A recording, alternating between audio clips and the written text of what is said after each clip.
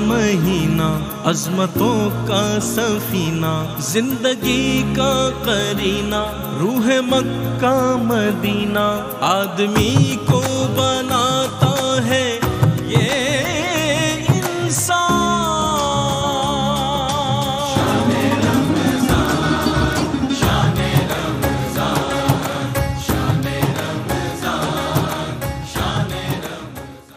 ناظرین، آپ کا خیر مقدم ہے۔ آپ کے مسائل کا حل کے ساتھ ہم آپ کی خدمت میں حاضر ہیں اور آپ کے سوالات لیے جاتے ہیں اس سیگمنٹ میں، اور قبلہ مفتی محمد اکمل مدنی صاحب آپ کے سوالات کے جوابات عنایت فرماتے ہیں۔ آن لائن جو سوالات ملتے ہیں ان کے بھی جوابات آپ تک پہنچتے ہیں، اور جو لائیو سوالات ہیں وہ بھی ہم شامل کرتے ہیں۔ مفتی صاحب، ایک سوال یہ آیا تھا کہ آج کل اس پر بڑی ڈیبیٹ ہو رہی ہے کہ جناب روشنی ہوتی ہے، پرندے نظر آ رہے ہیں آسمان پر اور آپ افطار کر رہے ہیں، کچھ اس طرح سے دوستوں میں یہ ڈسکس ہوئی ہے۔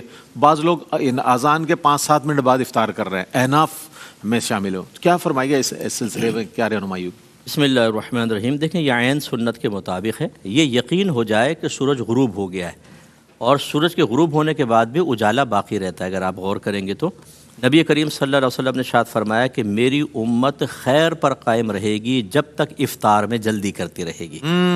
ایک مرتبہ ایک سفر پر تھے، نبی کریم صلی اللہ علیہ وسلم نے فرمایا کہ ستو لاؤ، یعنی میں افطار کرنا چاہتا ہوں، روزے سے تھے۔ صحابی نے کہا رسول اللہ الشمس، ابھی تو سورج نکلا ہوا ہے، یعنی انہیں گمان ہوا ابھی تو تھوڑا سا دن سا ہے۔ سرکار نے فرمایا ستو لاؤ، کہا الشمس، سرکار نے فرمایا ستو لاؤ۔ جب تیسری مرتبہ کہا تو وہ فوراً لائے اور سرکار نے اس کو تناول فرمایا اور یہ سمجھا دیا۔ سرکار نے فرمایا کہ جس وقت تم یہ دیکھو کہ سورج غروب ہو گیا ہے، رات ظاہر ہوئی ہے، تو تم افطار کر لو۔ اس کا مطلب وہ صحابی کا 3 دفعہ الشمس یہ کہنا ظاہر کر رہا تھا کہ رسول اللہ ابھی تو روشنی سے نظر آ رہی ہے، شاید تھوڑا سا ان کے ذہن میں ایسا ہوگا، تو نبی کریم نے تعلیم فرما دی۔ لہٰذا 1500 سال کے اکابرین نے جو قرآن و حدیث کا نچوڑ پیش کیا، ذرا سا لوگوں کو سوچنا چاہیے۔ ایک نئی چیز جب آپ کے سامنے خدا دین کے متعلق پیدا ہوتی ہے، تو کیا 1500 سال کے لوگ سو رہے تھے سب کے سب؟ انہیں نہیں پتہ تھا۔ اچھا، جو یہ نئی چیز لے کر آیا، کیا اس کو ڈائریکٹ اللہ نے بتایا ہے؟ 1500 سال سے جو علم ان اکابرین سے سینہ بسینہ منتقل ہوتے اس کے پاس آیا، اور آج یہ اجتہاد اس میں کر کے ایک نئی چیز بیان کر رہا ہے۔ اس سے سارے اکابرین تو چلو گمراہ ہو گئے نا، کیونکہ غلط کرتے رہے۔ قرآن و حدیث ہٹا لیں، سب ہٹا لیں، قرآن و حدیث لا کر دے دیں ہاتھ میں، آ جاؤ پھر مسئلے بیان کر لو۔ تو اس لیے عوام کو فوراً بدگمان نہیں ہونا چاہیے۔ آج کل کوئی بھی کوئی پونی باندھ کر آ جاتا ہے کہ میں تو آج تک غلط کرتا رہا تھا، آج مجھے پتہ چلا ہے۔ تو آپ تو غلط کرتے رہے تھے، تو آپ کی طرح تو کروڑوں کر رہے تھے، تو کیا سب کے سب غلط ہے؟ اکابرین نے غلط تعلیم دی تھی۔ اصل یہ ہوتا ہے کہ ہم اپنے مذہب کو سیکھتے نہیں ہیں، ہم ایک چیز پر چل رہے ہوتے ہیں۔ ایک نیا آدمی جب کوئی نئی چیز بیان کرتا ہے تو ہمیں ایسا لگتا ہے شاید ہم غلطی پر ہیں، کیونکہ ہمارا ذہن اپنے دلائل سے خالی ہوتا ہے۔ اپنے ذہن کو اپنے اکابرین کے دلائل سے مزین کر لیں، انشاءاللہ کسی کی دلیل فاسد آپ پر کبھی اثر نہیں کرے۔ بہت اچھی بات، یہ پیغام بھی اور جواب بھی مفتی صاحب نے بہت اچھا دیا۔ 2 کالرز ہیں ہمارے ساتھ، انہیں شامل کرتے ہیں۔ السلام علیکم۔ وعلیکم السلام۔ جی جناب، سوال بتائیے گا۔ جی، سوال یہ ہے کہ ایک بندے نے روزہ رکھا ہوا ہے، اب اس کو غصہ اتنا زیادہ آیا کہ اس کو یہ نہیں یاد رہا کہ مجھے روزہ ہے، تو اس نے پانی پی لیا، لیکن اپنی کم علمی کی وجہ سے اس نے پھر یہ سمجھا کہ میرا روزہ ٹوٹ گیا ہے، بعد میں اس نے جان بوجھ کے پانی پی لیا۔ اس کے بارے میں کیا حکم ہے؟ جی، شامل کرتے ہیں آپ کے سوال کو، بہت شکریہ۔ ایک اور کالر ہیں، السلام علیکم۔ وعلیکم السلام ورحمۃ اللہ، صحیح سے۔ جی جی الحمدللہ، سوال بتائیے گا۔ ہمارا یہ سوال ہے کہ 1.25 تولے سے کچھ کم ہے سونا ہمارے پاس، جی جی، کہ کچھ خامدن نے پیسے دیے، جیسے 5-6 لاکھ گندم کے لیے، سال بعد ہم نکلواتے ہیں، کٹھی گندم لے لیتے ہیں، سال کی کھاتے ہیں گھر میں، جی جی، کیا ان پر دونوں چیزوں پر زکوٰۃ بنتی ہے؟ جی بہت بہتر، شامل کرتے ہیں آپ کے سوال کو۔ اور ایک اور کالر ہیں تو انہیں بھی شامل کر لیتے ہیں۔ السلام علیکم۔ جی، وہ سب کیا کہیے گا، دونوں سوالات آپ تک پہنچ گئے۔ دیکھیں، یہ کوئی شرع عذر نہیں ہے لا علمی۔ اس نے پہلے بھولے سے اگر پانی پی لیا تھا تو روزہ نہیں ٹوٹا تھا، لیکن یہ گمان کرنا کہ میرا روزہ ٹوٹ گیا، یہ ایسی کوئی بات نہیں تھی۔ اس کو پہلے مسئلہ معلوم ہونا چاہیے تھا۔ اب اس نے چونکہ جان بوجھ کے روزہ توڑا، پانی پیا ہے، تو اس پہ بالکل قضا بھی ہے، اور 60 روزے کفارے کے ہیں۔ 60 روزے ایک ساتھ رکھنے ہوں گے۔ یہ جو 61واں قضا کا روزہ ہے وہ علیحدہ بھی رکھ سکتے ہیں، اور یہ لگاتار 60 روزے رکھنے ہوں گے۔ ان میں کوشش کریں کہ بیچ میں رمضان وغیرہ نہ آئے، یا ممنوعہ روزے نہ آئیں، یعنی بقرعید درمیان میں نہ آئے، کیونکہ 4 روزے اس کے ممنوع ہوتے ہیں، اس کے بقرعید کے بعد رکھنا شروع کریں۔ اور یہ 60 جو کفارے کے روزے ہیں، اس میں اتنی اسٹرکٹلی شریعت نے حکم دیا ہے کہ اگر 59 رکھ لیے اور ایک روزہ بیماری کی وجہ سے بھی چھوٹ گیا، نئے سرے سے گنتی اللہ، اتنی سخت پینلٹی. تو لہٰذا اس پر بالکل عمل کرنا ہوگا. اور 1.25 تولے سے کم سونا ہے، اس پر زکوٰۃ نہیں ہوگی. اور جو 5-6 لاکھ آپ نے فرمایا ہم نے رکھا ہے وہ حاجت اصلیہ کے لیے، وہ گندم کے لیے، اور گندم گھر میں استعمال ہوتی ہے، راشن ہے، اور یہ حاجت اصلیہ کہلاتی ہے. حاجت اصلیہ میں جو پیسہ مستغرق رکھا ہوتا ہے اس پہ زکوٰۃ نہیں ہوتی ہے. اچھا پوچھا، ایک کالر بھی ہیں، ان کو بھی شامل کرتے ہیں اور ایک اور سوال بھی پیش کرتا ہوں. السلام علیکم. وعلیکم السلام. آواز آ رہی ہے؟ جی بالکل آ رہی، سوال بتائیے گا.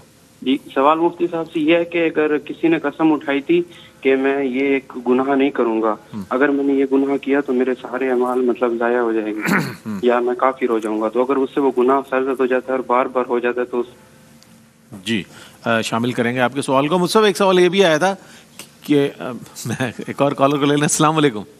السلام علیکم. جی وعلیکم السلام، سوال بتائیے گا. جی مجھے یہ پوچھنا تھا کہ میں نے تراویح پڑھتے ہیں نا، تو میں نے سنا ہے 4 رکعت تراویح میں نے نا 2 کر کے پڑھتے ہیں، تو میں نے تراویح پڑھی ہے تو 4 رکعت کر کے پڑھ لی تھی، تو میں 4 کر کے پڑھی، تو یہ کہ تراویح ہماری ہو جائے گی؟ یہ ٹھیک ہے میری بہن، ہم شامل کرتے ہیں. بہت شکریہ آپ کا.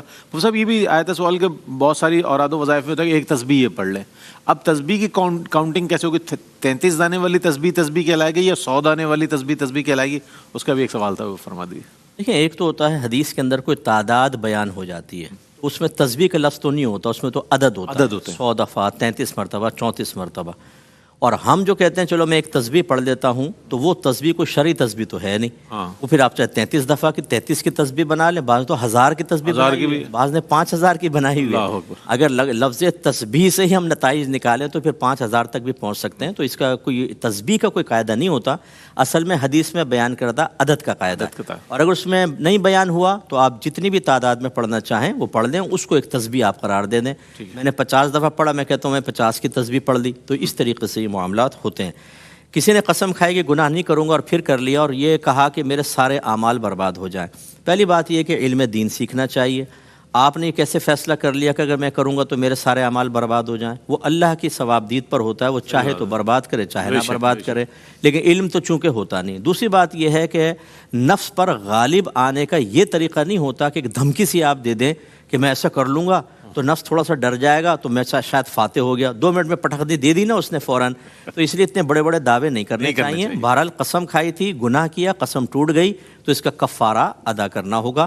10 مساکین کو کھانا کھلا دیں پیٹ بھر کر، یا ایک مسکین کے بدلے 300 روپے. تو یہ اس کو ملٹیپلائی کریں 10 سے، اور یہ 3000 روپے آپ صدقہ کر دیں گے تو قسم کا کفارہ ہو جائے گا. اور آئندہ اس قسم کے ٹارزن بننے کی کوشش نہ کریں. کوشش کریں میری کتاب قرب الہی لے لیں، وہ بیسٹ بک ہے، تربیت اور اصلاح کے لیے بہت اچھی رہے گی. تراویح اگر 2 کر کے پڑھیں یہی سنت کریمہ ہے، لیکن اگر 4 کے کر کے بھی پڑھ دی ہماری بہن نے تو تراویح بہرحال ہو گئی ہے. تراویح ہو جائے گی، بالکل ہو گئی ہے، بڑی ذمہ ہے. ٹھیک ہے. کالر ہے ہمارے ساتھ. السلام علیکم. وعلیکم السلام. وعلیکم السلام. جی سوال بتائیے گا. جی 2 سوال ہیں. ایک تو یہ پوچھنا تھا کہ والد صاحب اور یہ دادا کے حوالے، دونوں کے حوالے سے بتا دیجیے گا نا، اگر وہ حیات نہ ہو تو، کہ اولاد میں اگر صرف بیٹیاں ہوں اور دادا دادی چچا تایا سب کا انتقال ہو چکا ہو تو اس صورت میں تایا اور چچا کے بچوں کے والد کی وراثت سے حصہ بنتا ہے؟ والد اور دادا دونوں کے اس میں بتا دیجیے. اور دوسرا یہ ہے کہ فرض نماز میں قاعدہ اخیرہ میں عربک دعا کے بعد اردو میں دعا کر کے سلام پھیر سکتے ہیں؟ اچھا جناب، ٹھیک ہے، شامل کرتے ہیں. ایک اور کالر ہے. السلام علیکم. وعلیکم السلام. جی جناب. اچھا میرے مفتی صاحب سے ایک سوال تھا کہ ہم لوگ قریشیا میں جیسے کوئی ٹوائز بناتے ہیں، جیسے کہ کوئی جانور ہے اس کے اوپر ہے، جیسے اسپائڈر مین وغیرہ ٹائپ کا، تو بچوں کے لیے، تو کیا یہ جائز ہے یا ناجائز ہے؟ اچھا، اور کوئی سوال؟ بہت شکریہ آپ کا بھائی. جی مفتی صاحب کیا کہیے گا؟ دیکھیں جب بیٹیاں ہی وہاں پر وارثہ ہیں تو انہیں کو ملے گا. لازم بات ہے کہ چاہے کوئی بھی رشتہ دار ہوتا ہے، پہلے تو ذوی الفروض ہوتے ہیں جو والد صاحب وغیرہ کے رشتہ دار دادا کی طرف سے ہوتے ہیں، وہ نہیں ہوتے تو ذوی الارحام کہلاتے ہیں جو والدہ کی طرف سے ہوتے ہیں. تو بہرحال جو بھی فوت ہوئے ہیں اور کوئی اگر نہیں ہے تو بیٹیوں کو سب کچھ ملے گا. اور انہوں نے کہا کہ اتحیات کے بعد منقول دعا، عربک دعا پڑھنے کے بعد کیا اردو میں دعا کر سکتے ہیں کہ نہیں؟ دیکھیں خلاف سنت ہوتا ہے. عربک جو منقول دعائیں نبی کریم صلی اللہ علیہ وسلم سے، انہی کو پڑھ کے آپ سلام پھیریں اور پھر بعد میں آپ نماز کے بعد دعا کریں. اور غالباً کا کیک کے اوپر ہم اسپائڈر مین وغیرہ بناتے ہیں بچوں کے لیے، تو یہ چل جاتا ہے. کارٹون وغیرہ جو ہیں بچوں کے لیے خوش ہوتے ہیں، وہ سالگرہ وغیرہ ہوتی ہے تو ان کو بنا سکتے ہیں. باقاعدہ کوئی جاندار کی ویسی پکچر نہ بنائیں، لیکن اس طرح کے جو مصنوعی کردار ہوتے ہیں ان کی تصاویر بنائی جا سکتی ہیں. ٹھیک ہے ٹھیک ہے. کالر ہیں ہمارے ساتھ. السلام علیکم. وعلیکم السلام. جی فرمائیے، سوال بتائیے. سر میرے دو سوال ہیں مفتی صاحب سے. سر پہلا تو یہ ہے کہ اگر مسبوق غلطی سے امام صاحب ایک طرف سلام پھیر دے تو آیا وہ اپنی آخری رکعت میں سجدہ صاحب کرے گا؟ اچھا. اور دوسرا سر میرا یہ سوال تھا مفتی صاحب سے کہ اگر یہ بھول گئے کوئی بات نہیں کوئی بات نہیں. جی سر. جی اگر مسبوق نے ایک ساتھ سلام پھیرا ہے تو پھر تو اس کی نماز فاسد نہیں ہے، بہتر ہے آخر میں سجدہ صاف کر لے. نہیں بھی کرے گا تو ہوگا. ہاں بعد میں اگر اس نے کیا تو پھر یہ غلط ہوتا ہے. اس میں بعض صورتوں میں نماز فاسد بھی ہو سکتی ہے. ٹھیک ہے. کالر ہے ہمارے ساتھ. السلام علیکم. السلام علیکم. وعلیکم السلام رحمۃ اللہ وبرکاتہ. رئیس بھائی کیسے ہیں؟ اللہ کا شکر ہے جناب. سوال بتائیے. رئیس بھائی مفتی صاحب سے میرا یہ سوال ہے کہ نکاح تدبیری کیا ہوتا ہے؟ ٹھیک ہے شامل کرتے ہیں آپ کے سوال کو. ایک اور کالر ہیں. السلام علیکم. جی وعلیکم السلام. جی فرمائیے. میرا یہ سوال ہے. وعلیکم السلام. جی سوال بتائیے. ٹیلی ویژن کی آواز ٹیلی ویژن کی آواز کم کر دیں میری بہن، آپ کی آواز میں آ جائے گی. بہت شکریہ. آواز کم کر دیں. جی ایک تو آپ سے دعاؤں کے لیے ہم نے کہنا ہے، اور دوسرا یہ میرا یہ سوال ہے کہ تہجد کی نماز میں یہ ہے کہ پہلے نا سورہ ال عمران کے آخری رکوع پڑھنا ہے. جی پڑھ کے تو پھر نماز شروع کرنی ہے. تو پھر وہ سورہ ال عمران کا رکوع تھوڑا بڑا ہے تو وہ ہمیں زبانی نہیں آتا، یعنی کہ یاد نہیں ہے، تو پھر ہم قرآن پاک سے دیکھ کے پڑھ کے پھر نماز شروع کر سکتے ہیں. ٹھیک ہے شامل کرتے ہیں. بہت شکریہ. جی صاحب کیا کہیے گا؟ نکاح تدبیری تو پہلی دفعہ سنا ہے میں نے. میری نئی اصطلاح ہے بالکل.